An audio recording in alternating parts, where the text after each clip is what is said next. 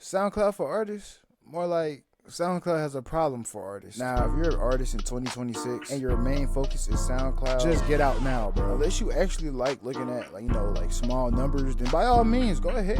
Keep releasing on SoundCloud. As of right now, SoundCloud has a discoverability problem. I'm not even sure if I use that word right. If you're not giving them the $4 a month that they want or the $10 a month that they want, then good luck, buddy. There's a reason why you see successful artists that come from that platform actually succeed. In today's video, I will be discussing the problem with SoundCloud. Don't forget to like, share, comment, subscribe, all of that, Let's get right into the video. Now, let's say you're a new user to SoundCloud, right? You have no clout, no outside funnels to boost your SoundCloud numbers up, right? It would take a fool or this many chromosomes to tell you to keep grinding, bro. When in all actuality, you could just pay the site directly to give you views. I can't co-sign that, big brother. And no, this is no third-party site. This is the real SoundCloud. You shall receive a minimum of 100 plays per song for 2 songs a month for the measly price of $4. And if you upgrade to the yearly $100 plan, you can just boost as many songs as you want. Basically, what I am saying to you is that if you are paying SoundCloud monies, then you're guaranteed 100 per song. Now, for my research